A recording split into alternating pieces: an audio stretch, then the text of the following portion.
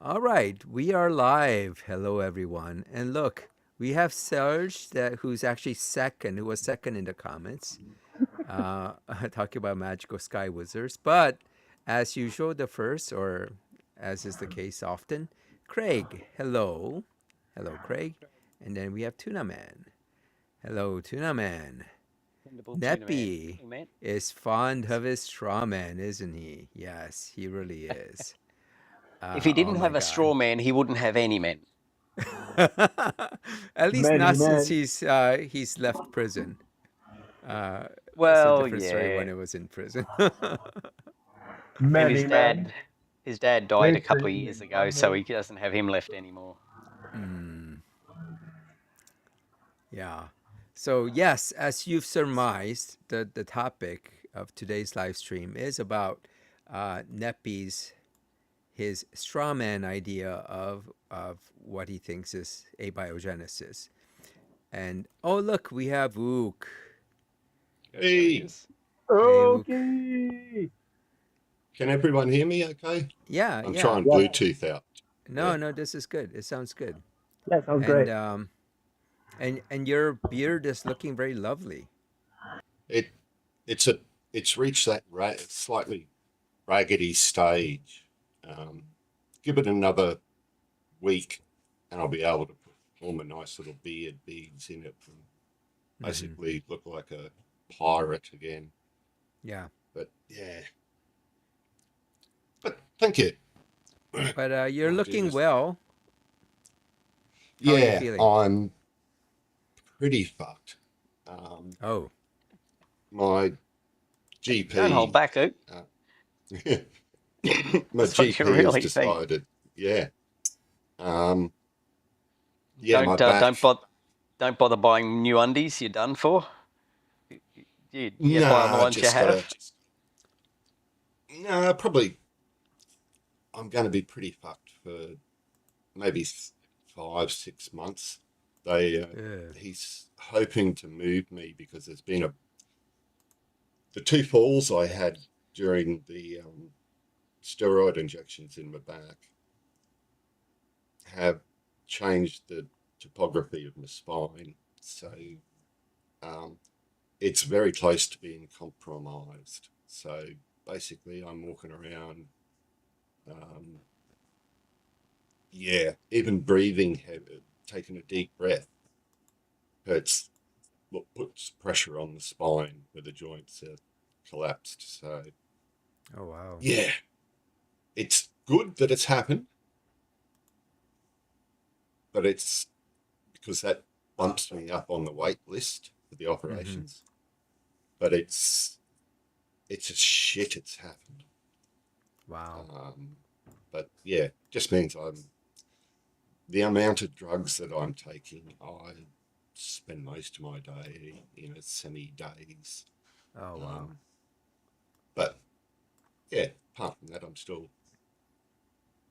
tooting around a bit, Yeah. doing as much as I can. But yeah, Oh I wow. if pushed, I could walk with a walking stick, maybe 10 meters, and then I'd have to sit down and have a little rest. Oh. Just being Oh, that's vertical tough. Yeah, yeah. is enough to, yeah. But I've had it before. It's, yeah. Um, One thing I'm really good at is bouncing back after operations. And I'm still trying to do all my bloody exercises and everything. Hmm. But yeah, a little bit hard. But Wow. yeah, all my other stuff, like the calcified asbestos and everything, seems to be, they're not too worried about that. Yeah. So that's I all mean, right. for whatever it, Yeah, whatever it counts for, you look okay on yeah, camera. yeah. And Craig The says that you have a similar beard to him. yeah, So, which is interesting. I never imagined Craig as having a beard like you, but with the I mean, I haven't got myself together to have a shower for a couple of days, so I'm a bit stinky. But yeah, So a little bit wild and woolly. But, Well, we can't smell you over the internet, so. yeah, that's all right. Crystal has it every now and then. It lets me know, nope, you need to have a shower today. Because just Wow. showering is enough to fucking put me down for a couple of hours kip. Mm. But and the shaking in the left hand is quite dramatic. Takes me about 5 minutes to roll a single smoke, and even then I have to do it over a tray. That way I don't spill the tobacco if I shake on it. Oh my. Joys and joys. I'll be Yeah, right in a second. I mean, I do see you occasionally in some of the comments. Yeah. So, and we have The Albania here. g'day everyone too. Sorry, I'm in the stream. I haven't got it mixed over yet. Did everyone get that email I popped out yesterday? Blog had pulled it up. I hadn't had a chance to really look at it. But Yeah. I mean, we'll be able to get to it. So no, the one your topic is good, but I just thought for a change we might and like we have Otangelo trying to say that we can't explain homochiral building blocks, therefore abiogenesis didn't happen. No. Oh, can I retort to that? You can't explain sky magic, so therefore it didn't happen. Yeah, I mean, my retort is bollocks, you piece of shit.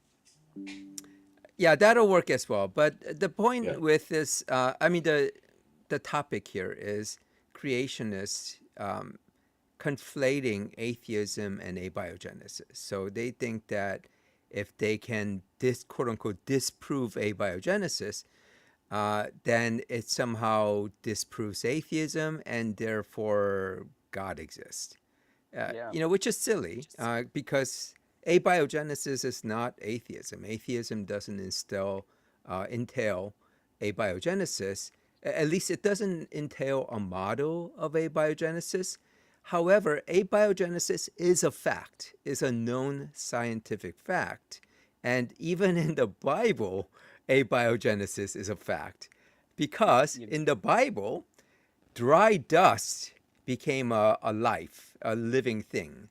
So, if you want to say that abiogenesis is unsupported, then you're basically going against the Bible. Yeah, you're and the Sky Wizard is an unsupported hypothesis as well. Yeah, so Genesis is wrong. I agree. Genesis is a fairy tale. And the difference between the Genesis abiogenesis and the scientific abiogenesis is that, at least in the science of abiogenesis, there is a solid hypothesis that's based on chemistry that we know happens. On observable chemistry, as opposed to requiring some magic man who just exists without explanation. You just go, no, don't worry, he exists without explanation. We don't need to explain that. I do like the idea that they claim that it's not abiogenesis because God breathed into this clay human, which is interesting because why would a God, right, a supernatural being, an omnipotent being, why would it need to breathe? Why would it need to breathe? Why not just snap its fingers and have it just appear? It doesn't need to make it out of make a clay golem spell. Yeah. And then magic some breath into it. Yeah. And that's weird. I mean, the thing is, like, there are other mythologies, other creation mythologies that do kind of similar things where, man is created from clay or dirt. I mean, because the idea of life coming out of earth is a common sort of motif in ancient thinking, ancient mythologies, right? Because, these are people who have grown, food from earth. So it's not far-fetched for them to think that life comes from earth as well. And so And these kind of stories happen. Yeah, go Of ahead. course they do. And and that's why we have burial rituals, because for tens of thousands of years, humans believed that we came from Earth, so we should go back into Earth, which is why a lot of religious rituals are concerned with burial. You're going back into Mother Earth, essentially.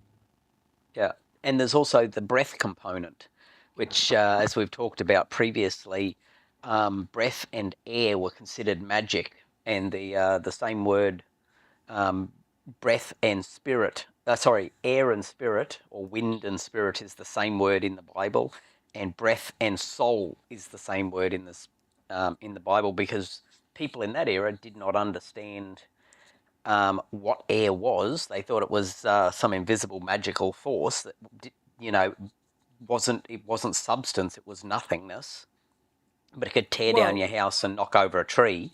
And breath was, you could see someone die as they breathed out their last breath, and you're yeah. like, yeah, that seems entirely logical. That there's some magical force that's invisible magical force, but you could see it leaving the body. So it sounds like it's magic. We now know that's just oxygen. We know why that is, so we don't need magical wind and magical breath. But Yeah. I mean, the thing is, like, people were able to observe that humans breathed, or living things, living animals breathed, not just humans, right? Animals breathe, yeah, but what and they when they're couldn't dead, observe, they don't, right? yeah, but what they couldn't observe is things like bacteria and small creatures Sure, that sure. that don't actually breathe in the way they think. You don't inhale anything, so Yeah. yeah, You know what is kind of emblematic of a lot of these theists, people like Otangelo, is that, here we're kind of addressing, making an argument, and he makes a response that has nothing to do with anything that we were talking about, right? He's like talking about he goes into like this, yeah, instructional changes time. information, direct making of complex machines. Yeah, We he's aren't not even like listening. getting to that. Yeah, Yeah, he's yeah, not listening. He's not interested yeah. He's not in trying what we have to to say. address a point. Yeah, No, he's just going through his list of talking points one yeah, by one. You go, oh, but you can't do that. Oh, you talk about how that works. Oh, sorry. Well, we'll just move on to the next one. yeah, yeah. Yeah. And he keeps on going on, right? He probably has some like copy paste that he thinks a copy paste he has, where he'll go to like different atheist discussions, and he'll just like copy and paste things that he has already ready to go. And of course, And yeah, here's yeah. another one. Go, molecules left on their own disintegrate into asphalt. What? Uh, that's what it Asphalt? says. I assume he's talking about the formation of oil, crude oil. Oh, you think Um, that's what he's talking yeah, about? Okay. yeah, I'm Who guessing that's knows? the Yeah. weirdness. But we also know that left to their own, molecules self-generate in the presence of entropy differentials. We see that happen all the time. We see You can observe chemical it happen. reactions happen, right? Yeah, and complex molecules form out of less complex molecules. That's the thing that we observe as well. So yeah, you just ignore half of the evidence. Just talk about the bits you like. He wrote he Yeah, wrote you're right. three he wrote 3 books on the topic. Therefore, Yeah, he's smart. any idiot can write a Um, book there's and a say guy, stupid shit. R.B. Wynn, who claims that he debunked Einstein's theory of relativity, and he wrote a book on it. Therefore, Yeah, he's right. yeah, and therefore all the people who've written books about Einstein's theory being true must be wrong. Or hang on Yeah. a sec, if you can write a book about something, therefore it must be true. So what about all the people who wrote books about why abiogenesis is true? Therefore it must be true. Or Well, all the there are people who've written people books about who. why God doesn't exist. That That's must be right. true I too. was going to go exactly there. Yeah. But you're not reading it right. Write You a don't have the book. Holy Spirit. Oh my Yeah. gosh. I mean, I, I I know it. wrote a Talk about pathetic. Yeah. Fuck. Oh, I jeez. wrote an erotic novel So does that mean I'm an expert in You have no eroticism? evidence for guided events. And yes, we do have plenty of evidence for unguided random events creating the building blocks of life. We see it happening all the time. It's Well, observable. I mean, I guess you could say that all the biotic material that we see in comets must have been God, right? God, for some Yeah. reason, went and like created amino acids and riboses and sugars and stuff on comets for some reason, right? So he guided those chemical reactions in those comets, I guess. No, he just jerked off on rocks, dude. That's where it came from. He just jerked off. I mean, So I don't know if this is the actual Tangelo. I guess it might be, or I don't know. Maybe why someone wouldn't is. it be? The picture's right. It's a similar style Yeah, but of I tosser. mean, still, I But mean, it's like he.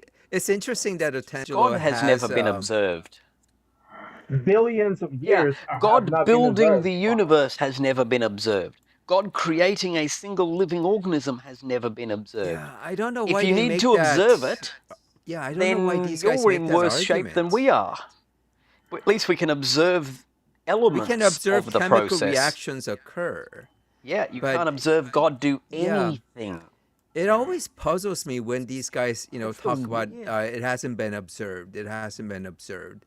I mean, seriously, I've never observed dry dust becoming a semi-intelligent man, Yeah, someone who doesn't know right from wrong, and and I have not yeah, observed mentally a human handicapped human. being getting superhuman strength because of the length of their hair. Or my favorite, I've never observed a talking donkey.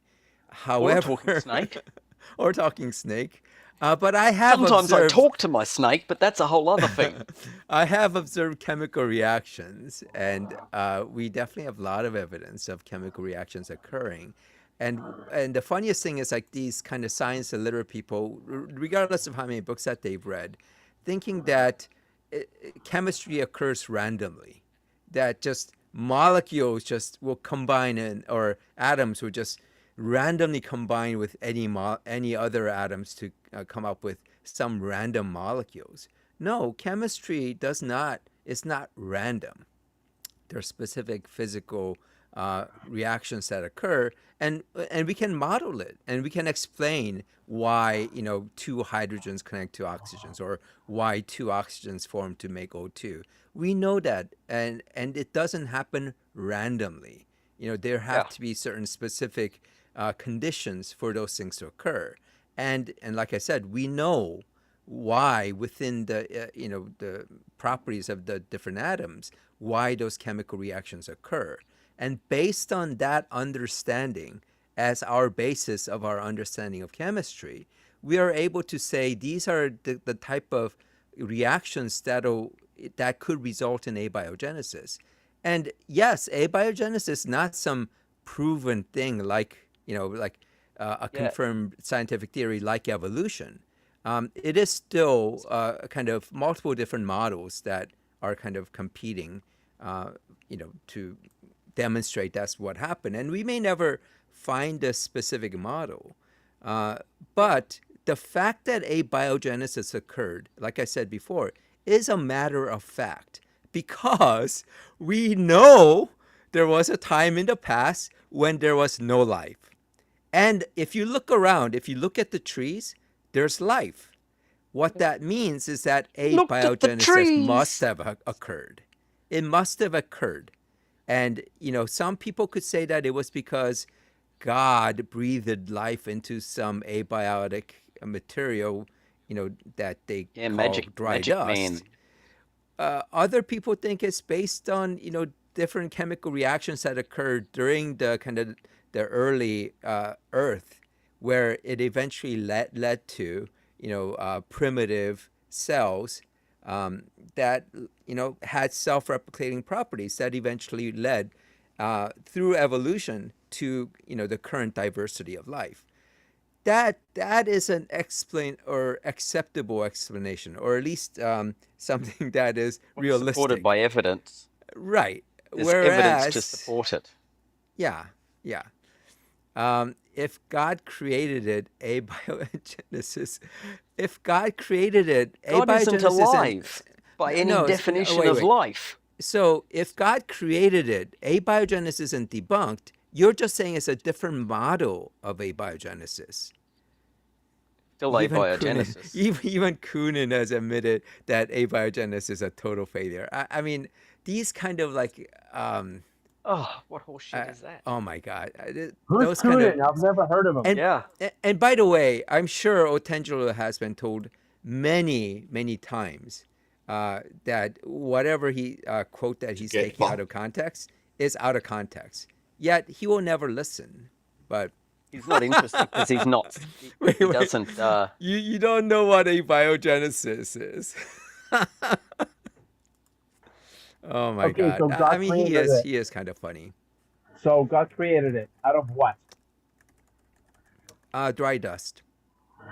Yeah, but where did the dry dust come from? Was there ever a nothing, according to Nepi? Because, we're all made out of nothing. So, do we just spontaneously just appear? um, so I guess I need to look up. I mean, I do know Eugene Koonin, and I'm pretty sure he didn't. Otangelo is completely taking this out of context to say abiogenesis is a total failure.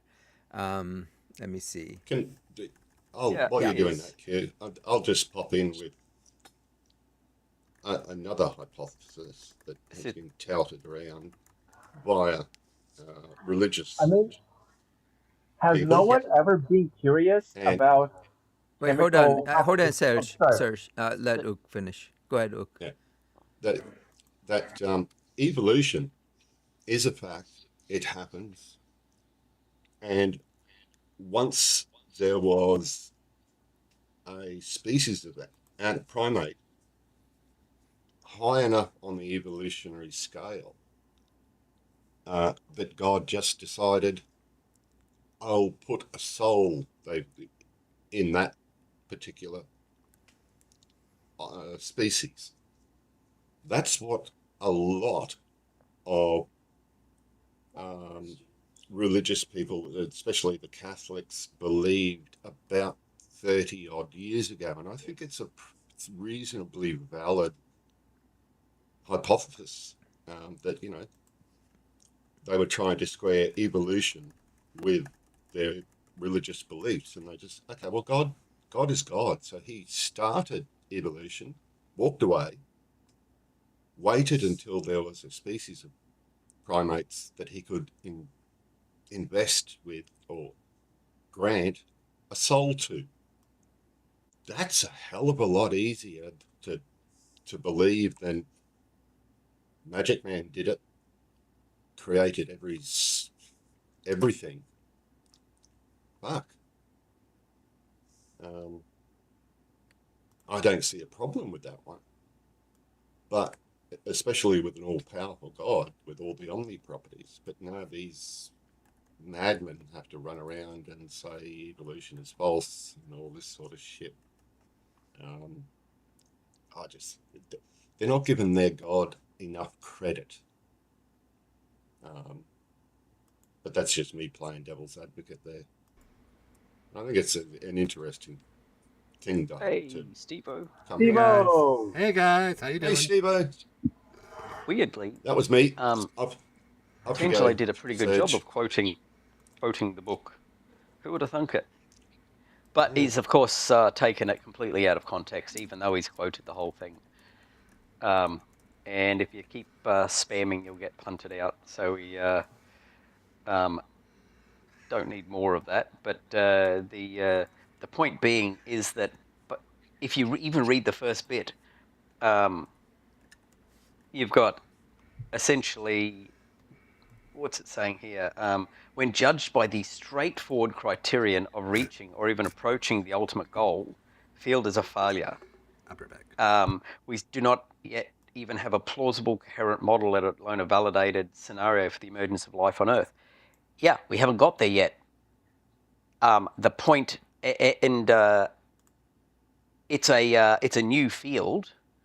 How many years did it take it to discover the existence of oxygen, or DNA, or chemistry? You know, these things took centuries, and the field has been around for roughly 50 years and hasn't solved this complex issue yet. And it's trying to work out how things were in the past at the same time without being able to actually run an experiment of the type that occurred at the time, which would have taken billions of years and entire planets on which the experiment was run. Yeah. No Well, shit, it's yeah, having a difficulty. let me just explain or show why Otangelo is so dishonest when he makes this thing, right? So here's what the quote says, right? The attitude is understandable and in a sense perhaps justified given the dirty, rarely mentioned secret, despite many interesting results to his credit, right? Despite many interesting results to his credit. When judged by the straightforward criterion of reaching or even approaching the ultimate goal, the origin of life field is a failure. Not a biogenesis of failure, but the current at the time, this is 2011, the origin of life field is a failure because they hadn't come to like a plausible, coherent model, let alone validated scenario for the emergence of a life on Earth. Certainly, this is not due to a lack of experimental and theoretical effort, but to the extraordinary intrinsic difficulty and complexity of the problem, right? So he takes that and ignores like that bit. A very, very dishonest person, he turns that into saying, oh, abiogenesis is a complete failure. Not abiogenesis is a failure, but that we haven't come up into like a model at the level like evolutionists, as I said before, because it's going to be very hard to do that. It's kind of like saying in 1900s that, or before Darwin came with his theory, that evolution is a failure, that evolution didn't occur because we don't have a coherent model of why? Yeah, natural selection and how, or anything like that. I mean, it's such a dishonest argument, right? And to say just that, go back to that last little bit of it. Just pull that back up. Reiterate that last little bit. It's saying it's not a failure because of a lack of effort. It's a failure due to the extreme complexity of the field. yeah, It's a difficult problem, is what he's saying here. That's why it's a failure, not because of any other reason. Yeah, it's like saying try honesty. Cloning is a failure because we cannot easily clone a human being. I mean, it's just as stupid as that. Or fusion is a failure because we haven't been able to have a sustained fusion reactor that's powering the world. I mean, it is so dishonest. And the thing is, like as I said before, as I alluded before, he's been told this before. He's been shown this quote before. And he will still, and tomorrow, a year from now, he will still make this dishonest argument and say, oh, this guy said that, it's a failure, therefore abiogenesis is a failure. I mean, the thing is, like, from Kunin's point of view, he's a proponent of the RNA world hypothesis, right? He's a proponent of some of the hypotheses. And to say that, oh, because Kunin said it's a failure in a 2011 book where he thinks that this is a very difficult problem. It's a failure because it's a difficult problem, not it's a failure because it's wrong. Yeah. That's the implication that Otangelo is making here, that this famous origin of life researcher is saying it's a failure because basically it's wrong. Yeah. But no, he's saying it's a failure because it's a really difficult problem. And the thing is, like, creationists like Otangelo and clowns like Nepi, they do a disservice by being this dishonest, right? And when they make these dishonest arguments, he's moved on. These type of arguments where, especially after he's been found out to be so dishonest, it does a disservice to their own position, because all this results in is, oh yeah, these creationists don't understand the science. They make these strawman arguments. They are dishonest, or they make arguments based on misunderstanding or purposed misquotes. Taking things out of context, etc. And they think that, and like I said, they won't care. All they will do is just keep going on and on about that. But let's see. Actually, maybe we can get Otengelo's input into what Nepi is saying, right? So originally You're what I wrong wanted first. Oh, before he was that? goes, just Yeah. admit you were wrong, Otangelo, about what the quote was saying. Yeah. Yeah. Admit that was not a true representation of what Coonan said. Yeah. That you were taking it out of context and you were misrepresenting his words. Let's see if you're capable of honesty. Or are you just going to move on to the next story? So I'm going to start holding my breath, and then I'm sure within like less than a minute he will apologize. Right? Okay, I don't want to kill myself, so let's see if he's still stuck around. So what Nepi says is this whole, of course he's not going to admit, despite us showing the quote, despite us explaining why he's being dishonest. Yeah. Nope. He says, not misrepresenting anything. You definitely misrepresented it. You implied that this person said that the it's a failure. That's it. It's a failure because it's wrong, which implies and that therefore it's wrong. abiogenesis is wrong, right? Wrong. That's the implication you're trying to make, and you're lying when you say that you weren't misrepresenting it, because that is not what the man was saying. All right. So he's never going to admit to that, but maybe he can chime Honesty in is on, not a thing. Yeah. In Christian circles. Here's another creationist, Nepi, Never Ending Party 7741. He says, no, primordial soup, rock soup, is the main pillar of your stupid, godless cult of atheism. Sorry, pal, but you can't get rock soup to produce, cause, design, create anything in the lab in real time, and therefore there's no such thing as natural cause. Again, he's saying that there is no such thing as natural cause. You're up the creek without a paddle now, pal, LOL. So first of all, his idea of abiogenesis, which he calls primordial soup, rock soup, is not a main pillar of atheism. And it's not even a main pillar of abiogenesis. But I did want to... it's not even a pillar of anything other than creationist strawmen. Yeah.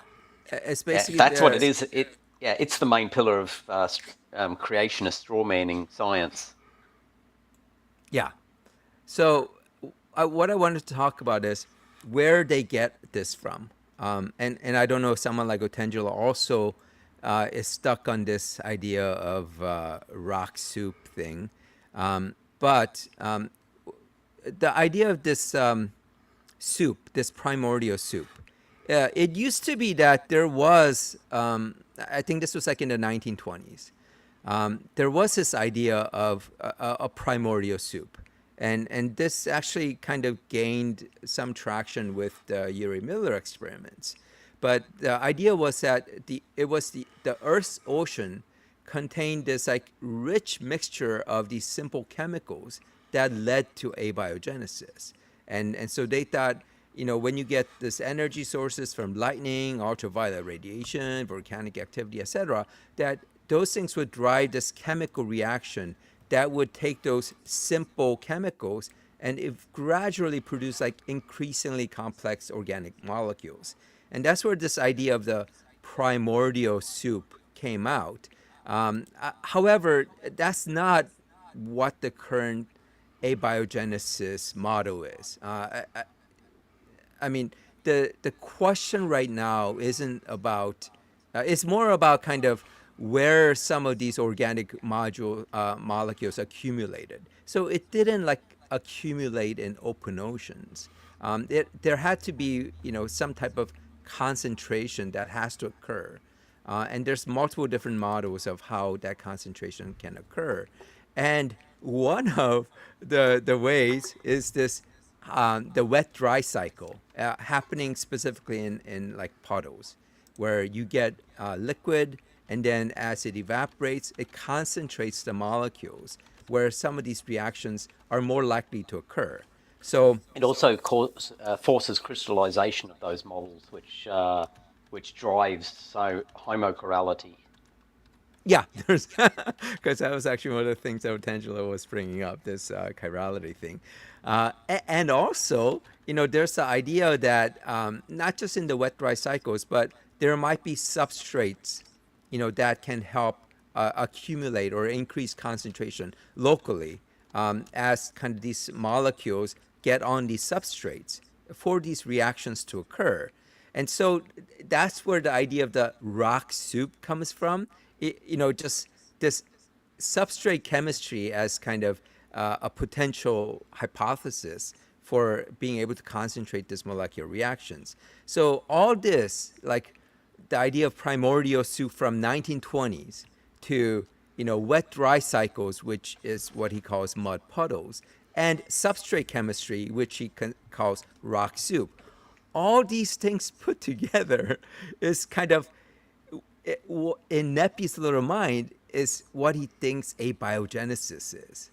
And based on that, he thinks that by using this kind of, I guess, a shorthand of rock soup, and claiming that that is somehow the pillar of abiogenesis, as if that there is already some established dominant model of abiogenesis that has anything to do with that.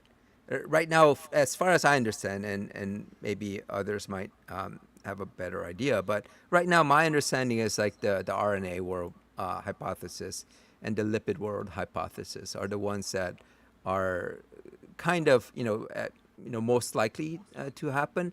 But those are actually kind of complementary to these other models. There's also one that is something about metabolism first model, which and again, I think that's sort of complementary as well. I think, I think it's, or I guess you could say it kind of competes with RNA world, but I think it can be complementary to lipid world. Yeah, that whether it's these what came first, right? Whether it just or they began to store the information and catalyze the reactions, or whether there were kind of other type of metabolic processes that had to occur. And those are things that people are working on. And just because people are still working on it doesn't mean the field is a failure. I mean, I guess, that is somehow a failure. There are people working on it. They're using actual science. They don't stop and go, well, according to the Bible, God did it. So why are we looking at this? God did it. It's not a rational answer. It's not an answer at all. It's the lack of an answer. I don't know how it was done. Therefore, God. And anyone who disbelieves me is not rational. Well, the problem is that if we stopped, right? If we stopped and said, well, we don't need to, do any science on this because God did it, we would get nowhere. None of the modern conveniences that we enjoy, science, just all the technology, we would have none of that if scientists stopped and said, well, God done it. We don't need to explain lightning because God done it. We don't need to explain what electricity is because God done it. We would not have anything. We would not be online like this. We would not have computers. We would not have like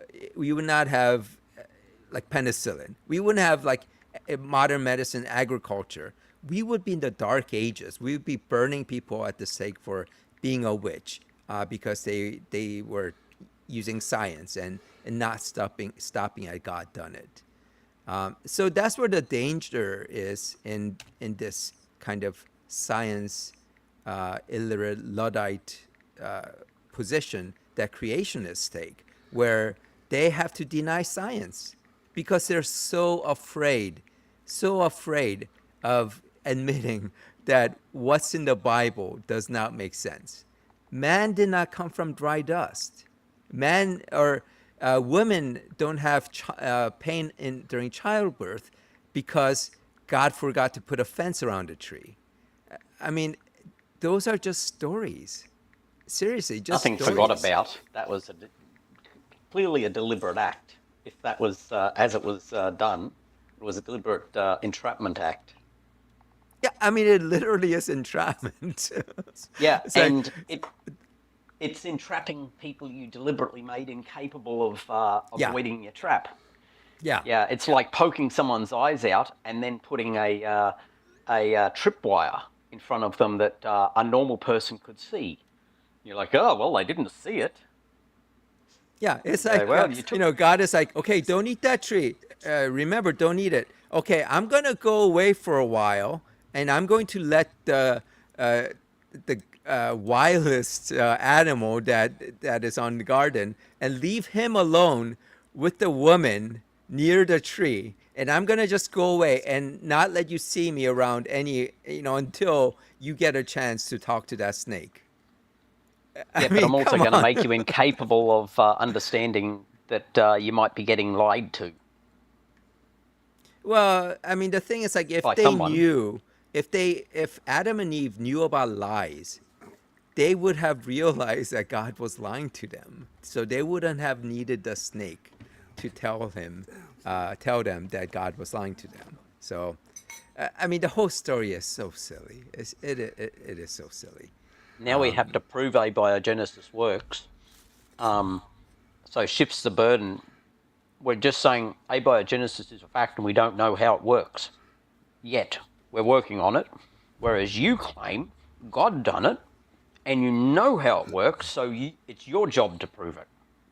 Prove your claim. I mean, his abiogenesis is the dry dust. So, Atangelo, prove your abiogenesis. I mean, you're Please saying also that the Bible is explain. true. Please also explain how God's magical breath converts dry dust into a being that is 70% water. That's true. Well, I mean, I guess God human-shaped had. block of dirt does not contain enough carbon or oxygen molecules to create a 70% water-containing person, or all the rest of the carbon necessary to create it. So God's magic breath converted silicon atoms into carbon atoms, or Well, apparently, that's the best explanation. The best explanation is magic. So, abductive reasoning and inference to the best explanation, magic, is enough, according to Otangelo. yeah, magic done it. Just go, far Out of from me. Oh nothing. my God. He must make so many people just laugh whenever he posts any of these things. Didn't Otangelo come on the live chats before? If he has, I haven't seen him. Or I don't And as remember. Greg points out, the majority of Christians disagree with Otangelo as well.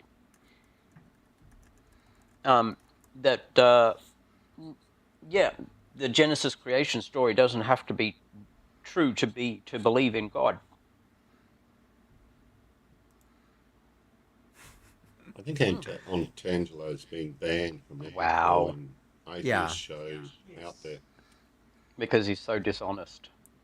Yeah. He won't admit any lie, won't admit any facts that exist. And I also noticed the problem. He demands a hell of a lot of estimates. Who was the young guy who did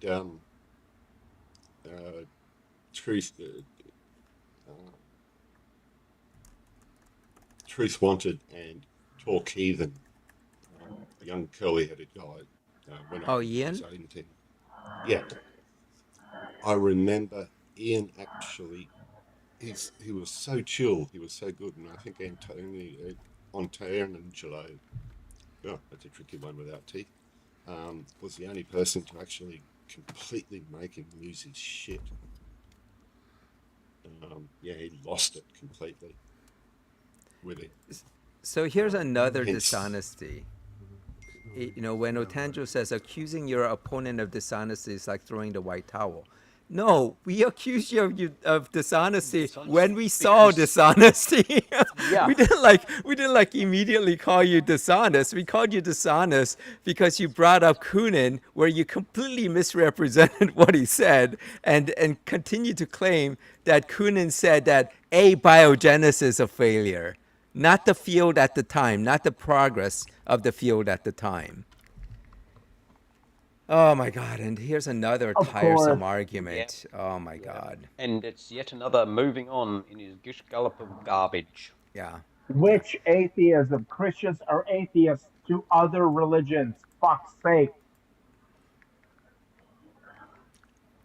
well, atheism can't be wrong. Well, that's the other thing. Yeah, I agree. Not a positive Atheism statement. is. Sorry. Yeah, the I'm- statement is wrong, right? Yeah, I'll pick it. Yeah. Yeah. I mean, atheism can't be wrong. Well, it can be wrong. So the thing is with atheism, you can disprove it. Because all you have to do is show God. That's all you need to do. Demonstrate your God. And Hey, God. demonstration Get him to meaning show up somewhere, anywhere, to any actual person in a way that passes that information to the rest of us. He's omnipotent and omnipresent. He should be able to do that amazingly easily, but weirdly, no one can do it. He just refuses to show up. He shows up all the time in the stories in the past, just like all the gods of I know the the Greek answer gods and why- Roman gods. They also used to show up all the time, but well, Sir, what's that? where are they now? Sir, I know the answer. Yeah. Cameras. That's why he doesn't show up. Yeah. He's That's a very classic. shy. Wow. He's like a demonstrate vampire, how doesn't show I'm up in cameras. Yeah. Oh yeah, Well, I wonder if God looks at a mirror, can he see himself? That might be why he's got such a long flowing beard. He can't see himself to shave. He can't shave. With the vampires mythology is that they couldn't see themselves in the mirrors because there were silver lines, and they were originally allergic to silver. So if Oh. cameras are not silver lines, then they would be visible in pictures. And in the past, cameras used to have silver as part of their the film, because it used to be on kind of like silver nitrate was what was used to process film. Oh, that's a good point. So- That's what they used for the flash. Yeah, interesting.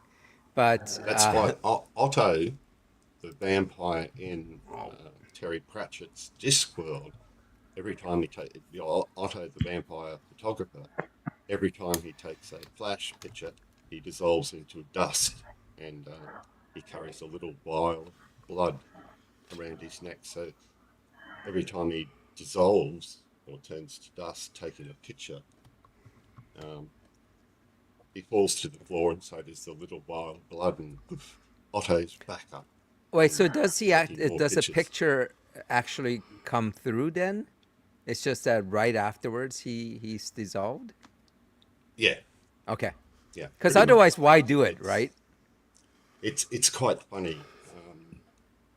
I think I'd have to find out what book he first appears in, but yeah, it's quite funny. Yeah. By the way, Otangelo, just screaming no fallacy doesn't make it no fallacy. FYI. Be right back. Just screaming God done it Still doesn't going. make it God done it. Troppo. Yeah. The other thing I wanted to mention was Nepi was mentioning that the Earth is young because it was proven that there is a half-life to the Earth's magnetic field. And the way he got that is there's a guy named Thomas Barnes who, and let me share this.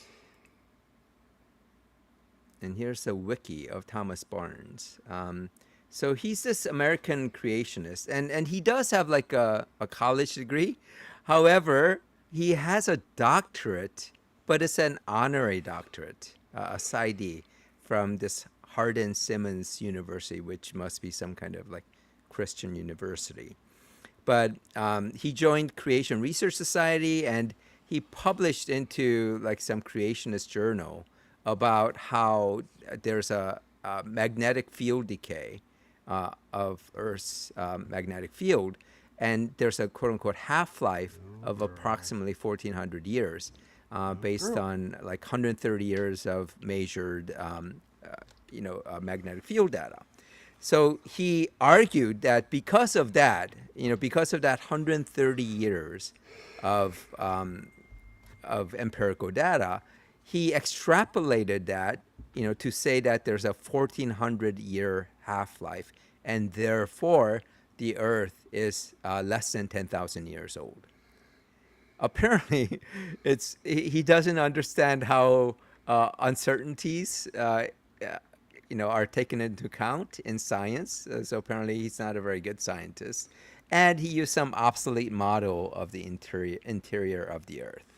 So based on that, that's where Nepi continues to claim that, oh yeah, it's scientifically proven that the Earth is less than 10,000 years old. Except it's scientifically proven that the Earth is billions of years old. Just to go with this single dodgy scientist, and ignore all the hundreds of other scientists who say the opposite. That's published in real journals, not in creationist journals, right? Yeah. All the journal articles in all the other, in the rest of mainstream science, forget all that. However, I believe in science. This creationist scientist who doesn't even have a doctorate, right? And this type of argumentation where they want to try to say that their creationism is scientific, while not understanding the science, and probably going to creationist research, Answers in Genesis, to come up with these fake pseudoscience to try to support their position. I mean, I don't know why they try, because if you are going to be in a position where you want to say, yes, it's perfectly rational for a donkey to talk because God can do anything. If you're going to say that, why bother with the science? Why bother? Just say that God magicked it. Just say that it's the same problem with the ark. You just go, oh, it's it doesn't have to be, no magic's involved. You just go, well, some sort of magic has to be involved, because you can't fit, as Nepi puts it, 9 million animals, species of animals, so therefore 18 million animals on the ark, including all the parasites and STDs. Let's not forget those. Yeah, we did those. But yeah, and you can't keep them alive in a boat with 8 people. It's like, what was the number? Something like 60,000 people at one of the large zoos to keep all the animals there alive, and there's not that many animals. And they have in the background this enormous supply chain delivering the foods necessary in refrigerated vehicles and all the rest of it to keep everything alive. You go, how are you keeping one polar bear alive? What are you feeding it? And God done it. Just except magic. What's funny is that Nepi is so stupid that even Otangelo doesn't want to talk about his stupid comments. Ouch. So here's another example of why it makes no sense for him to try to make a scientific explanation of these things. So, according to Nephi, because you have to have so much incest after Adam and Eve, and also after Noah, that you're going to have just a population crash due to inbreeding. But for him, it's not incest. None of those things are incest because they started with pure DNA. So as long How as did it's it become pure, unpure? well, yeah, I mean, Yeah. so here's the example of why it makes no sense for him to try to make an explanation, right? So instead of just saying God made it so that DNA, doesn't, that incest is not a problem, or God is okay with incest, or God magicked it so that you don't get this population crash. He has to explain it in terms of DNA, right? So DNA was pure, but sin is what brought death, disease, bad things into this world. So, What is pure DNA? oh my God, That's what I want to know. Yeah, that doesn't calculate. But anyway. Yeah. No, I mean that's what I asked. It's like pure DNA makes no sense, because You've got examples. For example, one allele might be terrifically good in a certain location, but bad in another. So the allele which causes sickle cell trait is extremely useful in places where malaria is likely to kill you. But for everyone else, it's horrendous. So, which one of those is pure? it's I mean, you can only have a concept of pure if there's some ideal gene. For every enzyme in our body, there has to be some ideal gene. But there is no such thing as an ideal gene. Yeah, because that's the thing with these ideal genes for sickle cell trait. Yeah. You go, one of them's ideal in one situation, sub-Saharan Africa, and the Yeah. other one is, and it's definitely not ideal elsewhere. Yeah. Having adult, lactase production is not ideal. It really isn't. And most animals don't have it. However, people have it. There are people who produce lactase through adulthood because it was beneficial to be able to drink cow milk or animal milk. I'm one. I produce it. My wife is someone who doesn't produce it. So, it's. So which I one think is it's a pretty pure ideal. one, right? Which one which is is a pure? pure DNA? The mutation that allows me to drink tit juice well past when I should have been weaned, or the one that says, nay, if you do that, you'll shit yourself. One of those is pure. And of course, whenever people talk about pure DNA, you know that there's tinge of like white supremacism,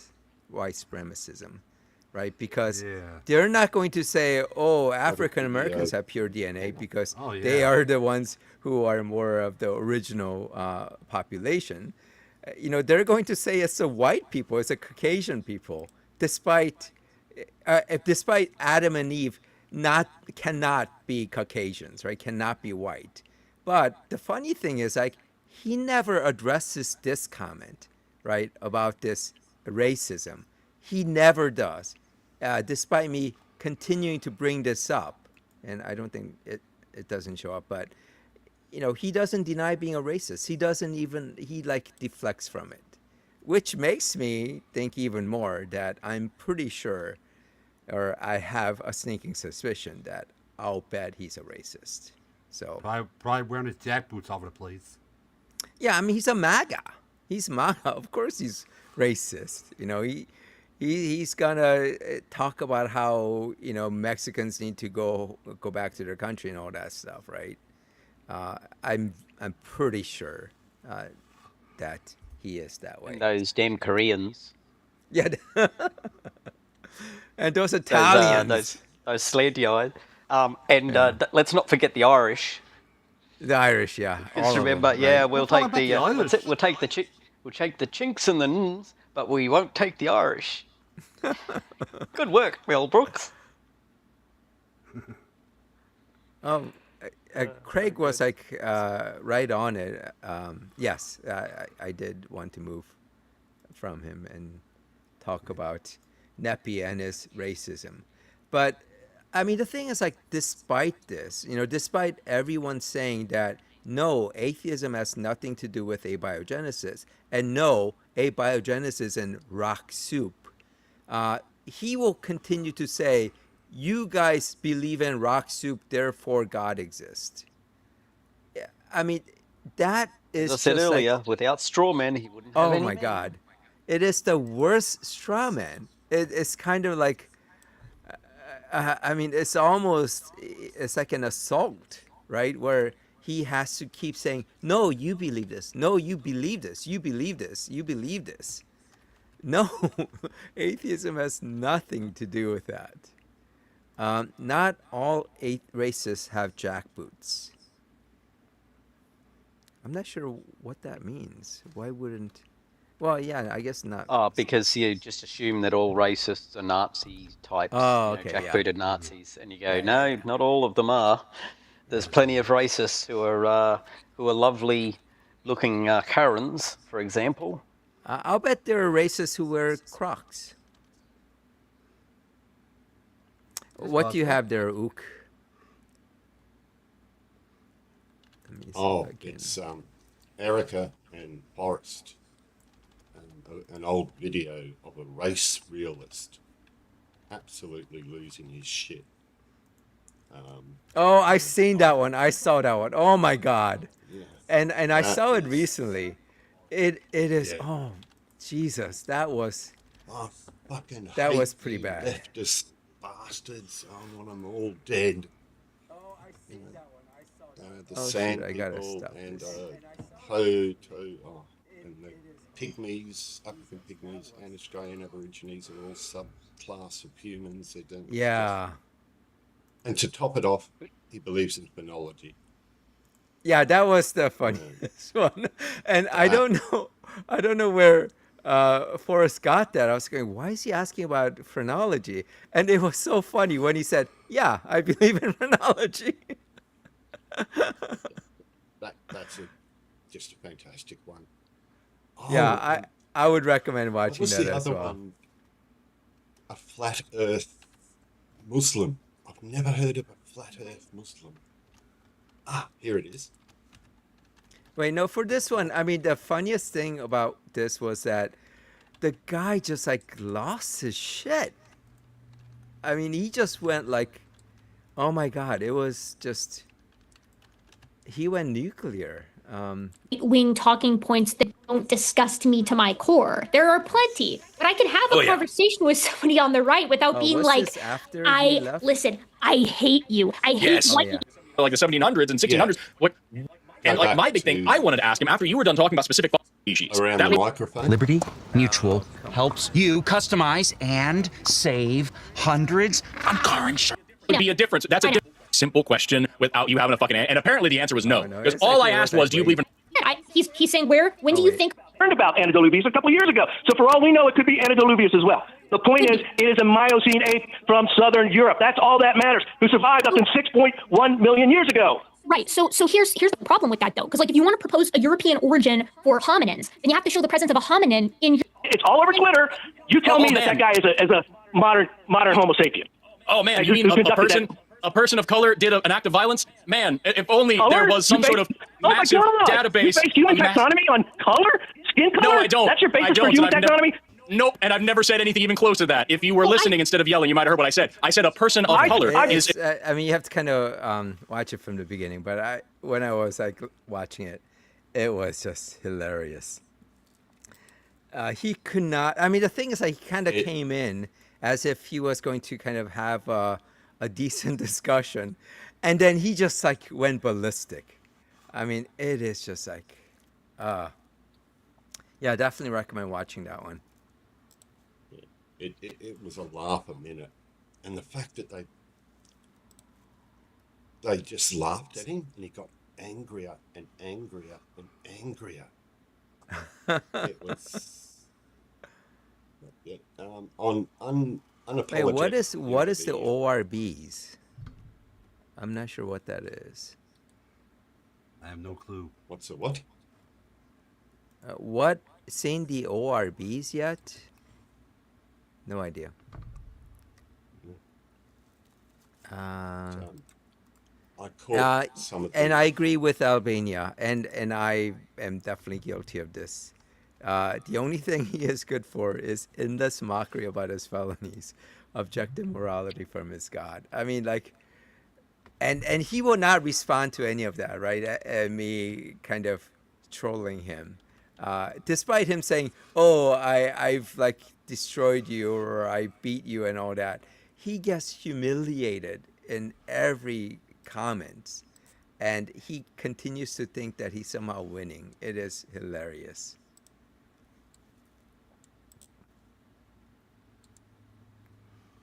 But I've been enjoying Unapologetics. Yep, same here. Dr. Blitz and Ian and Justin. Yeah, I need to catch the most recent show. Lots of nice little channels that are, the comments aren't filled, you know, there's not 1,200 comments, 900 of them made by the same three people. Yeah. It's yeah. Well, I do kind of miss, like, in some of those comments, there aren't kind of a lot of back and forths. You know, it's just kind of, you know, just everyone kind of making their own comments, and there isn't really a discussion. But yeah, it definitely is better than what we have on the XP. Yeah, occasionally you can get into a good combo, but it takes a little while. On the other ones, I would say John Cohen is the one that you can get into a decent conversation with people, because John actually engages with people in the chat as well, in the comment section. But yeah, I mean, I do feel like on John Cohen's, the guests he seems to have more guests who are willing to sort of at least have a discussion, at least the ones that I've watched. Yeah, most of them, I'd say maybe 50-50 are POMs, or British from the UK. Oh, side. Yeah. It could be kind of a time zone thing, you think? Yeah. Most likely, yes. And he does... Yeah, I like his approach. I like Matt's approach. I like Gutsy Gibbons' approach. I like the mixture. And no matter what approach you take, some theists are just going to yell and scream and carry on and clutch their pearls, and that's life. And yeah, I do believe have you seen? I really prefer to fondle rather than clutch my pearls. Yes. The family jewel. Not enough pearl necklaces in around. It's less painful.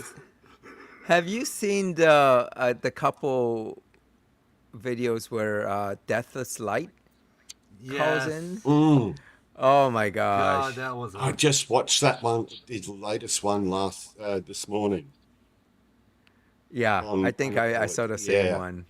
Oh my God, that guy is just, and the guy that from the Gutsy Gibbon video that you showed, that guy is like maybe a 7, and Deathless Light is like 11.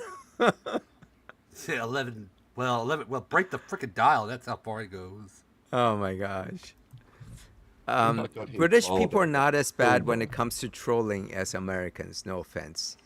And I get a feeling Craig is just trolling us now. You can might be. say that with a offense intended. I'm okay with it. Yeah, I'm fine with that too. I have no problem offending people that deserve it. Yeah, being offensive. If they take offense, that's their problem, not mine. Exactly. Being offended is a choice. So, oh my God, no, not that again. So, Ook, you had a topic that you wanted to bring up in terms of what was it? It's mandatory sentencing? Was that what it was? Yeah, man. What's happening in Australia is, and I understand why they're trying to do it. It's, to streamline the courts. But this thing of, okay, you were caught drunk and disorderly. I don't agree that that's the reason. It's more to do with just Really? making sure. No, it's not. It's about punishment and making, the right wing really want people to be punished. They don't want. Wait, why don't since us seppos don't have the background? Can one of you kind of provide the background on this? Well, it's the same logic basically as You go. it's the same basic logic as mandatory sentencing in America. The same arguments are used everywhere. That if a But person, what is new? Is this something new that's happening in yeah, your it world? didn't exist in Australia, but it's been getting rolled in more and more locations, more and more crimes, more and more jurisdictions. So Just like mandatory breath testing.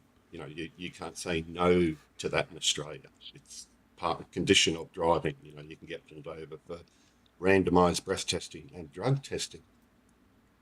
Unfortunately, even with the new tests for marijuana, they can narrow down how long you've had it, but when was your last smoke or edible? They don't know the limit. It's like our alcohol. Yeah, there's no set limit. Yeah. So they've decided that, okay, everyone who tests positive for THC, you lose your license for at least 12 months. And pay a massive fine. I have a doctor's. I'm legally.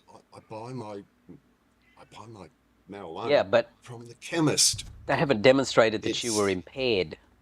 That's the problem in that space. That there's no indication of what is impaired. So if they can detect the presence of marijuana metabolites in your system, then you get charged with drug driving, even if there was none of the active in your system whatsoever. Right, but how does that connect? How does that connect to mandatory sentencing? That's part of the whole thing that they. And it's actually connected to what Craig was saying, that imprisonment sentences are getting longer every year. That's true as well, because, and it's particularly true in places like America as well, where you've got people get elected each year. Like in Australia and UK, we've got similar systems where it's only the politicians getting elected, not the DAs and the prosecutors don't need to get themselves elected. So, but in each of those cases, you've got, some horrendous event will have occurred, and someone was saying, well, the way we can deal with that is, strong on crime, and the only thing strong on crime is to be, tougher than the previous guy, which results in an inevitable escalation of punishment that doesn't demonstrably interfere with someone's inclination to commit a crime in the first place. It doesn't do the thing people are hoping it will do. And mandatory punishment is part of this escalation of it, and it's taking away the ability of judges to weigh up all of the elements of the person's situation, and say, well, there's a whole pile of mitigating circumstances for this person. They should get a light sentence or even a non-custodial community sentence. But service. But no, we've got to put them in jail because we have to be seen to be punishing people, no matter what. To give you an idea, I, in my younger days, was a little bit wild, and occasionally I'd get put into the lockup for drunk and disorderly, but I was never charged with that. I didn't make a habit of it. I just get let out in the morning after breakfast, because the breakfast in the Darwin, the Northern Territory's capital, Did a fantastic breakfast. Oh, 3 slices of a full English. Right, so they're incentivizing you to be drunk and disorderly. Well, it just means you have a good meal. Yeah. But, well, that was nowadays, if you're picked up for drunk and disorderly in Darwin, especially if you're a person of colour, they can't just, okay, save it off, piss off, go away. Now, mandatory, you have to go to court, and it's a minimum, I think, of 2 months in lockup. No. That is even 2 months experience. Drunk and disorderly could be you just staggering down the street trying to find the taxi rank. And drunk and disorderly can also mean you dropping your trousers and walking around naked. I mean, or vomiting where you shouldn't vomit. E.g. on a policeman's boots. In the back of a policeman's car. One of my mates, we actually ended up calling the cops for him because he was drunk and disorderly, and we had had enough of him. So they come and collected him, and they're like, "Oh, we're on our way," because they were there almost instantly, and we think, "Wow, that was quick." And they're like, "Oh, we're on our way anyhow." The people in the neighbouring houses had already called us, and but yeah, he vomited in the back of the brand new police car. Oh, good work. And so it's aimed. A lot of it is aimed at majorities. And with the new hate laws and hate speech laws that have come into Australia, it's a lot of mandatory stuff for them as well. Now, I'm all for getting fascists off the streets, but my view of justice is on an individual case-by-case basis. And if the courts can't handle that, well, then they need to increase the courts or streamline the courts. Drunk and disorderly, 3 months in lockup. I mean, the thing is, like, for some people, when they're sent to jail or lockup for a couple months and all that, it could have a devastating impact on their life. Especially for the Australian Aboriginals. They cannot. They don't do well. They really, really do not do well caged. They do great in community service, and that's backed up by facts. But they tend to unalive themselves at a rate that's disturbing. Yeah, I mean, but my view of justice is that it's on an individual case by case. Yeah, and at least when in the U.S., I mean, it seems like it's happening in Australia as well. But this tendency to go or want to put these kind of mandatory sentencing isn't based on justice, right? It isn't based on facts or data. It's based on expediency. And the politics. Based upon I'm tougher on crime than the next guy. Yeah, that's it. That's where it's based. Yeah.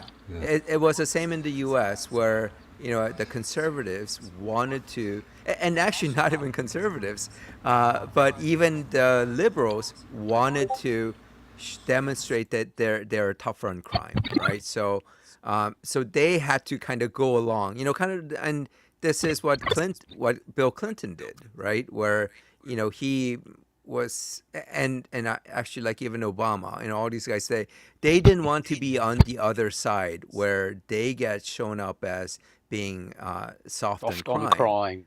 Yeah, because all they had to do was show some horrific example of someone where they were released and they committed a horrible crime. Therefore, it's your liberals' fault, and we have to lock up everyone for every little thing. Yeah, we had one of those events recently in Australia with a little girl who was, you can imagine where this went. She's not with us anymore, and she was.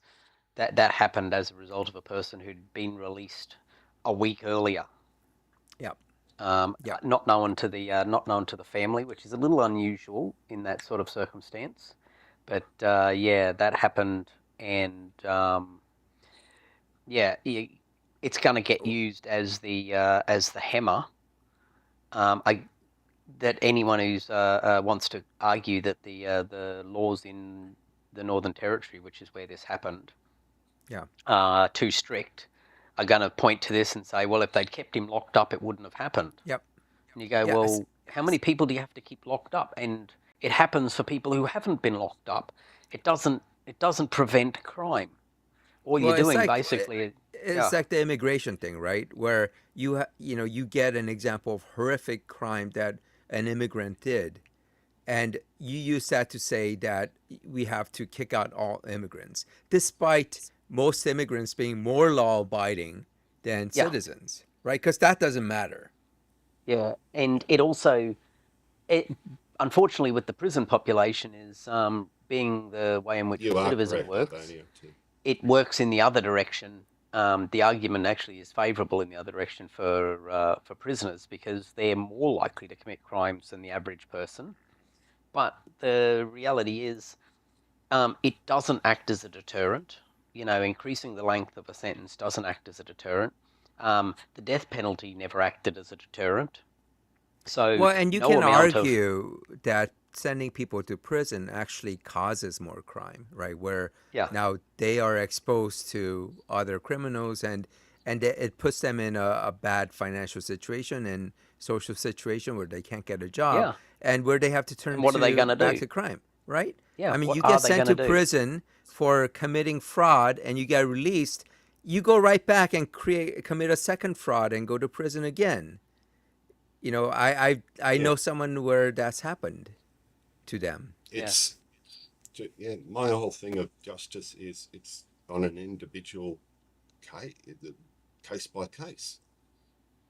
I know a person who went to jail for arson, whose house burned down, and he was caught walking away from the blaze, but didn't get done for arson. That one wasn't. It was actually an accident.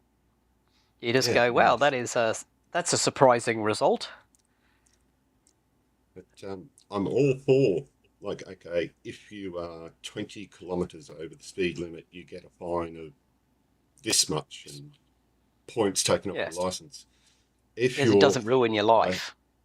If you're, I think, what is it now? If you're 80 kilometres over the posted speed limit, that's considered dangerous driving, and you lose your licence and your car for 5 years. You have in a lot of cases, I think they crush your car. They crush the car. Yeah, and you got to apply to the court after 5 years, and then they might give you your licence back. I'm all for that sort of stuff because people hooning in suburbia is fucking just dangerous. And what did he do? Idiot. Goes 80 k's over the speed limit on Australian roads. They're pretty shitful. Wow. But if you were to, let's say, take people going 20 kilometers over and torture them for an eternity, you would have much less people speeding. Oh, definitely. I guarantee it. Yeah, everyone that seems to be the way it works with lying. That's the way it works with lying. Because Neppy he just keeps speeding over and over and over. It just assumes though that because he's got it in with the magistrate, he'll be fine. Yeah, that is true. If you were someone, if you knew that the judge is essentially going to give you a pass whenever you commit any crime, whether it's like fraud or lying, then you're just going to commit those crimes, right? Because you're not going to be held accountable. Just say, "I believe in you, judge," and then you're let go. Yeah, a little bit like the Trump family and businesses tax exemption. We will never audit you again. Wonder what that would do. He will never pay another cent in tax. You can guarantee it. It's become worse in Australia because we have our own version of Trump, except it's a woman, Pauline Hanson. Yeah, actually, I was talking about that earlier.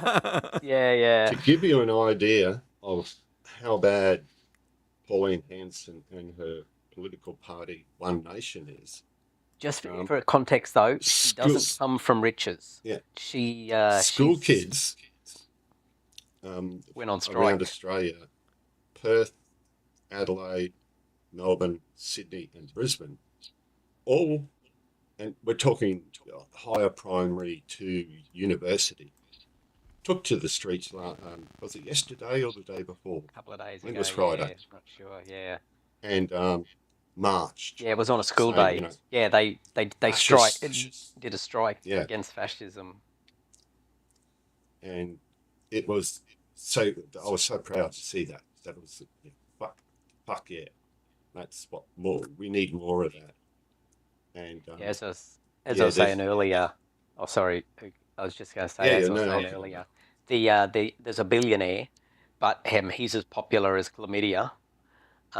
So he didn't do very well over time. He kept trying, but he get like 2% of the vote. He did manage to get elected once by throwing in a whole lot, but then people immediately saw how bad he was, and that was the end of his political career, basically. But Pauline Hanson is basically backed by billionaires. She went on a big Gina Reinhardt had her own plane, didn't she? Well, flew her to Europe just recently. Yeah, she's a mining mogul in Australia. Absolutely, and, one of the biggest in the world. Yeah, so she votes continuously on behalf of the rich people and against the poor people, while saying that she's in it for the little guy. So it's just mandatory sentencing is, to me, I would call it a social evil. I would class it as a social evil. Yeah, it doesn't actually help, right? Help reduce crime, but it makes people think that they're doing something. And I mean, it's pretty much window dressing. That's all it is. Yeah, you put a custodial prison sentence on your resume, you're fucked. Whereas community service for 12 months, that's all right. Yeah, that's the way I look at it. They don't have to. Prison shouldn't be the first option on a lot of low-level misdemeanors, that sort of shit. And there is pushback against it, but not as much as I'd like to see. And yeah, in the whole, speaking as a whole, America's got a shit ton worse than us, but I can just see some of the things that Americans have that politicians in America are pushing, seeping into Australian politics, and it's scary. You get some of that really in England too. Oh, the anti-Muslim shit that all they... Yeah. But did everyone see recently there was a by-election between the leader of the racists in England? This is definitely one for you, Craig. Leader of the racists, Nigel Farage, who there was an investigation into him, and the only opposition was Binface, Count Binface. A guy dressed and Count Binface got more votes in that election than the opposition party, who didn't run a candidate this time. They didn't even bother to compete against Nigel Farage in his own seat, but he got more votes than the main opposition party did the last time they ran a candidate. He got like 29% of the vote, which is not a huge score. Nigel Farage got 65%, which is an absolute shellacking. But considering it's a bin-face guy got 30% of the vote, Yeah, he was so embarrassed by the result, he didn't even hang around to do an acceptance speech. He just got the hell out of town and hasn't been seen since. It was beautiful. It just like he was wanting to crow and say, "Oh, this big investigation into my corruption. We don't want to. We'll just leave it to the voters to decide." And the voters, yeah, they decided, all right, that you are a terrible human. And even though he won convincingly, it wasn't convincingly enough to do the job he was after. So good. I mean, it's funny. Yeah. Farage, that's his home seat. He should have blew that out without a problem. But the fact that the other guy, who's pretty much a meme candidate, I'm not trying to say he's a meme. I'm saying he's more like a meme candidate. Yeah, he's a literal clown. Yeah. He's a comedian in a clown suit. Yeah, and yet he gets 30% of the vote in that by-election in the seat held by the leader of probably the next big party. Third party? Yeah. Yeah, the third biggest, I think. Yeah. So and the other two parties didn't run. And that's a shock. That for somebody who's supposed to want to become the next prime minister. Yeah, people were like, "Oh, look, it'd be a real surprise if Campaign Face could get anywhere near 20%." And you just go, "Oh, no." And yeah, he was such a sore winner because he didn't win by enough to prove his point that he shot through, and it's harmful politically. You wouldn't think a 65% win is extremely harmful politically, but in that case, yes, it is. Love it. That's a rare. That's well, it's rare, but it's definitely a shock to how things were looking over there. Because that's probably true too, Craig. And that by-election actually reflects pretty much going to reflect the whole of the next main wave of by-elections in England and Great Britain. Going back to Craig's comment about speaking in tongues, yes, I think in the Bible there are parts where speaking in tongues means speaking in a language, like in a different language, but like an existing language. So where, let's say, someone in another who speaks a different country would actually understand what was being said, even though it was, let's say, being spoken in Greek, right, or in Aramaic. So that was one speaking in tongues. But there is one, like in 1 Corinthians, where it talks about a different kind of speaking in tongues, where you don't know what the person is speaking unless someone interprets it. So I think it comes in 1 Corinthians 12:14. Let me see if I can. That was the way in which a lot of the oracles used to work. They would babble, and then the priests would interpret. And right. Yeah. And the thing is, like, that kind of lets you pretty much say anything, right?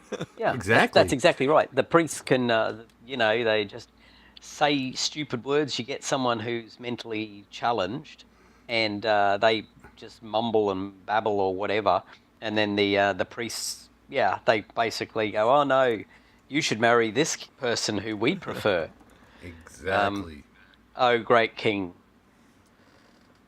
because the oracle has spoken. And people ate that up. Yeah, and it's not too dissimilar to today either. Yeah, true. It's the same babbling. You ever go to a Pentecostal church? Yeah. Here's a fun little thing about speaking in a different language, though. The stories of people get a bump on the head and wake up the next day being able to speak a different language. Those stories are kind of exaggerated, but there's a little element of truth in there. They actually, after the bump on the head, they start speaking in a different accent. They might start speaking with a French accent all of a sudden with this outrageous French accent. And that's what they're doing. They're not speaking a different language. They're just putting on an accent until they get over it, and they don't know why they're doing it, and we don't really understand why people suddenly do this weird thing. But yeah, it's funny as.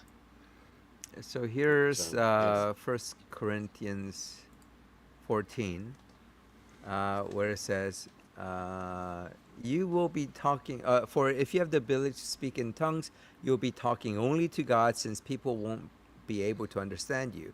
You will be speaking by the power of Spirit, but it will all be mysterious. But one who prophesies strengthens others, encourages them, and comforts them. A person who speaks in tongues is strengthened personally, but one who speaks a word of prophecy strengthens the entire church. And that's where I think in Nepi's church, he boasts about speaking in tongues. That verse is almost contradictory. In the sense that he talks surely about not. Huh? Yeah, surely not. Contradictory things in the Bible. Yeah, I mean, well, I'm talking about in that one verse by itself contradicts it, because they didn't say that when they speak in tongues it's mysterious, but yet it's a word of prophecy. So how can you make out a prophecy? Prophecies are mysterious. I mean, I think the word mysterious can have kind of different. Well, yeah, that's true. Yeah, I didn't think of it like that, but it just kind of just makes no sense. Yeah, that's what I'm trying to get at. Let's see if like a different version has a different. Yeah, let's try a different version. Maybe it might be cleared up a little bit. Here, I'll put this up here. This is the NRSVUE. It says, "For those who do not speak to others but to God, for no one understands them, since they are speaking mysteries in the Spirit." I think that's a better. That clears it up. Yeah. Yeah. Because the way that last one was, it makes no sense. Yeah, mysteries in the Spirit. So that kind of is coherent with. Yeah, prophecies. that makes it coherent. Yeah. Yeah, but that's where you get these Pentecostal churches where they just like say gibberish and think that they're speaking in tongues, and it means that the Holy Spirit is in them. And I once knew my brother had a friend back when we were kids who went to a Pentecostal, and he went to a few church meetings, and he said that's how they did it. They just start speaking randomly and whatever babble they come up with at the time. Yeah. I mean, it is. I think a lot of that is especially performative. It is. Where they're there and they have to. It's a way for them to demonstrate that they are a good Christian. That they're touched by the Holy Spirit and they're not a heathen and all that. So whether, and maybe to a certain extent, they actually believe that. When you're in that environment, you can kind of get moved by that crowd mentality. So it isn't necessarily dishonest, but yeah, I'm sure it's just all gibberish. Yes, glossolalia. All right. Before we cut off for the night, yep. I do want to make a quick announcement. Yeah. We don't know when we're going to be doing it, but I've been talking to another guy, and we might be making our own show, just the two of us doing something like this. Uh-huh. So I just want to pass that along. We'll give out details when we get the format down and when we can make time for everything. Yep. So if you just want to ever catch it, I just want to pass that along. Yeah. Behind you on that one. All right. What kind of platform are you going to be using, Steve? We're still working on it, because I would just got the idea. We're still trying to work through the technical, logistical issues of it. Mm-hmm. Like, we're going to use a platform like this or StreamYards or maybe just do straight YouTube. Because I think like in YouTube we can like co-stream as well. So I mean, depending on how you want to do it. You may not want us in there, especially if you have another person you're doing this with. But. I mean, we're just going to be just the two of us being the main host. Yeah. Okay. But we'll be bringing up guests and all. We're doing like a call-in show pretty much. Oh, sure. Yeah, more like hybrid deconstruction / call-in show. Mm-hmm. We're still working out the format and all that, so it's good. It might be a couple weeks, maybe a month or two before we actually pin everything down and get it started. But yeah, so I feel like you kind of have to get into TikTok if you want to like get people to call in. That's the biggest thing, is trying to integrate TikTok into it. You know, because we can do that through OBS and all that, but I'm still trying to get a feel for it. So yeah. And I think like when you get on TikTok, you kind of have to like be okay. You sort of have to show your face, right? Be live. Yeah, I'm fine with that. I'm very fine with that. Yeah. I think you're. I kind of assume so, but yeah, it definitely seems like a platform that invites people to call in more than YouTube. So yeah, go ahead. Sorry, Steve. If people know about Binface, even the Daleks have gotten into the UK elections. Vote Dalek. That makes sense. It's a fucking funny video. That makes a whole bunch of sense. I do love the UK sort of way they do things when it comes to elections. Like you can have these weird candidates, and usually the winning candidate and or even the losing ones, they enjoy the presence of the others, and they go around and treat them like, you know, these joke candidates like they're real candidates, and it's part of, you know, putting a human face on a politician. And I think it's fantastic. I'd love to see some of that in Australia. But we get our thing of, you know, get off me bloody lawn, I've just seeded it.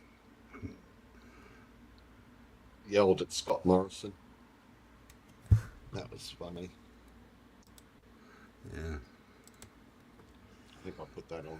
I put that video in the last time I was on here. Yeah. Well, I'm definitely looking forward to Steve-O, and I mean, I think especially if you want to get into this community, like reaching out to some of the established players, especially like, you know, the Kentucky Atheists. He's really, I think, supportive, and I mean, I just haven't been able to kind of stay up with the community, but I think that's probably a good way to get more reach. Yeah, we're definitely willing to collaborate with anybody who wants to give us any help. That is not a problem. Yeah. You know, there are ways to do. You can do TikTok, YouTube, and you can also combine. I don't think you can combine two TikToks accounts on the one stream, but you can definitely do a TikTok and two YouTube streams, like your YouTube. Yeah, I was trying to, at one point I was doing a few shows on TikTok just to get a feel for it myself. So I do have a TikTok account, so maybe the other guy can use this YouTube and I can go TikTok. Yeah. Yeah, that way it can work. You got to. Oh, I've got the list somewhere of all the words that TikTok approved. And but right, that's me never being on TikTok. Yeah. And also, like, my version of OBS I use the Streamlabs, which actually has the ability to multicast to multiple different platforms at one time. So it's a lot of work, and there's still a lot of logistics that got to go through. We still got to work through and all that. Yeah. But hey, you know we'll support you. So. Oh yeah. And I'll still be around. I mean, Saturdays is probably not gonna be a good time because a lot of guys do it this time. So I'll be around. With this guy, he's the other guy I'm working with. He kind of goes around, travels too. So we gotta work out, you know, schedules and work on all that too. So it's still a work in progress, and we just got started on it, the idea, trying to figure it out. So it might be more the merrier. Oh yeah, because he was actually the one that he was the one that said I'll do a stream. And I said, I jokingly said, hey, I'll join you, and he's like, yeah, cool, let's do this. Then we start to talk, trade phone numbers, talking to each other, and we're working it out. So this is actually something serious. It's just Steve, I hope you're not getting catfished. It turns out this guy is actually like a supermodel, just trying to for Ook. make No, you. he's not Ook. All right. This guy for Ook. This is for Ook. You've been on John Cohen streams, right? Yeah. You've seen the guy Buzz, right? Yep. Yeah, that's the guy I'm working with. Oh, cool. I like him. Yeah, so this is not some weird rando. This guy is actually, established. He's got the weird rando on his. Yeah, I'm the weird rando. Yeah, I'm not a Steve-o guy. Steve-o weirdo rando. I'm the rando. Yeah, I'm fine with that. Eventually, I don't want to be the rando anymore. Yeah, and make sure you don't deplatform Andrew Wilson by expressing your opinions. I don't care about it. I'm pretty sure. He can say what the hell he wants. That's him. I'm pretty sure Andrew Wilson, on one of his clone accounts, called the Unapologetics. I'll find the video and post it in the comments of this one, and if people have a listen and what do you think it is? I'm 95% sure it's Andrew Wilson because he does the same bullet points over and over and over again, and that weird squeaky voice he gets. But well, the only way you can tell if it's Andrew Wilson is to give him a stuck jar lid and see if he can open it. The pickles, yeah. Yeah, if he can open it, then that's not Andrew. Yeah. If he can't open it, guys, I really enjoyed the talking to you all and the input on the mandatory sentencing, and but I'm going to now take some drugs that will mean that that'd be fun times. Tic Tacs, right? Yeah. Was there Tic yeah, Tacs? Tic Tacs for the night. Tic Tacs, yeah. Special Tic Tacs. Whatever fungus, or it wasn't a fungus, it was one of the drugs that I was on, caused my nails to go completely ape shit. I've got to let my nails grow out and then take them back, but I hope you can see how I've had to cut them right back, and it's to do with Lipitor, which is something to control the cholesterol level. Yep. But I've been on them for over 30 years because I don't make good cholesterol and I can't keep it in my body. And it's apparently it's well known for fucking up your nails. And it's I hate having long nails. I'm like a fucking talon. I feel like Lipitor is one of those drugs where you essentially, once you start taking it, you just have to keep taking it. You can't get rid of it. Au contraire. I was recently on Crestor, and it was not treating me well. Anyhow, I've been on it for a little while, and I'm like, I'll talk to my doc about retesting, having lost some weight. And yes, I went to the doctor this week, and my cholesterol levels are all in the normal range now. After you stopped taking it? 3 months ago. Interesting. Wait, so how could you? I mean, why would the doctor let you just stop taking it? Because I'd lost a lot of weight. So, and I'm like, might work. Interesting. And if it didn't come down, then I would have been looking at one of the alternatives, like exematide, however that's pronounced. And then there's another one. And a lot of people shortly. brought, just by slight change of exercise and diet, brought their cholesterol levels way down to the point where they can go off Lipitor. But if you have an underlying weird condition like mine, where your body doesn't make good cholesterol, and any cholesterol you get is flushed out. So it's the same as folic acid. It's obviously because Eve ate the apple and introduced sin. That's why the evil cholesterol doesn't go away. They have narrowed the cause of it, just like the cause of my asbestos, the calcified asbestos in my lungs and heart, to where I was born.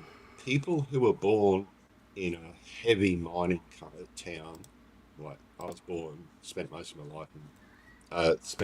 my young life in Mount Isa. Now, Mount Isa is a huge mining town. The mine underneath the city is bigger than the city itself. And for decades, they had a small chimney, to get rid of all the horrible shit that they were smelting.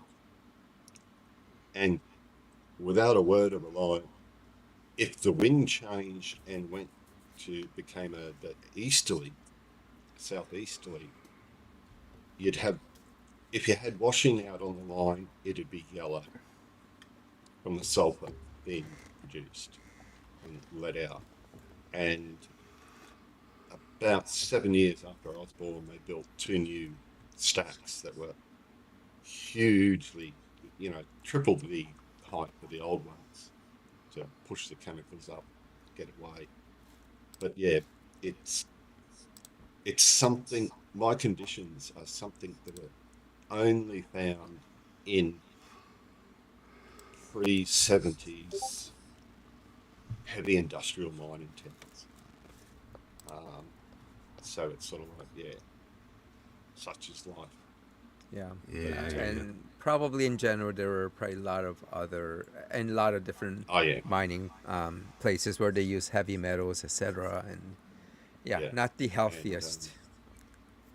I always thought I would. The thing that had kicked me off the debate into the next world or whatever would be, the uranium mining that I worked on. Oh my gosh. But the safety standards for that was just fucking, really quite scary. Yeah. Walking around in a full moon suit with 47-degree heat. Thank fuck they had a little air conditioning pack on as well. It used to be quite nice. But all right. That's me. Sorry. Well, no, we're at the end, so you stuck with us all this time. So, thank you for staying on. And Craig, always a special thanks to you because I know you're like at a really rough time zone to be on with us live. And thanks everyone else who's on, Albania, Tuna, and Otangelo, if you're still there. Thanks for joining us and making us laugh. But this was fun. And, thank you. Remember to hit the like button and subscribe. Yep, especially those of you who are hate watching, please like and subscribe. So and turn on the notifications so you know when you next have to stay on. Come on. So all right, thank you everyone. Good night, all. Catch you next time. Good night, everybody. All right, bye.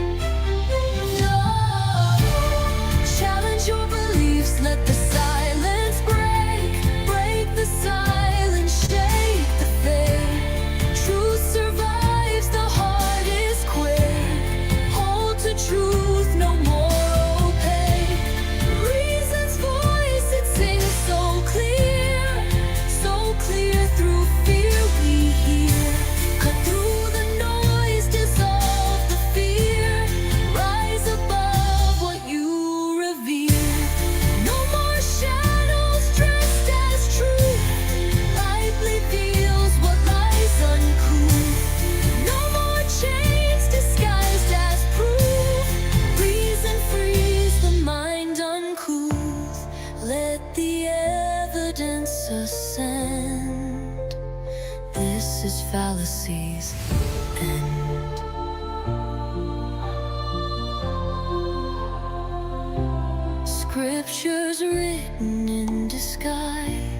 veiling men in holy lies, faith without a place to land, truth that crumbles when it's scanned.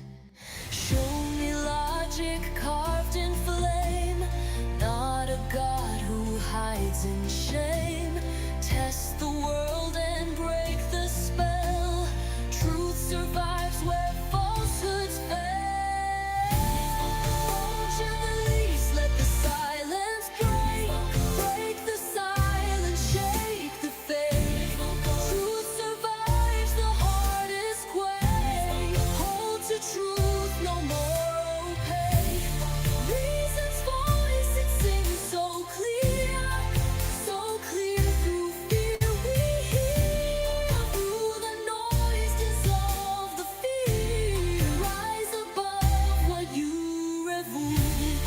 No more shadows dressed as truth. Light reveals what lies uncouth. No more chains disguised as proof.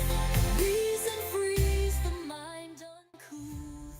Let the evidence ascend.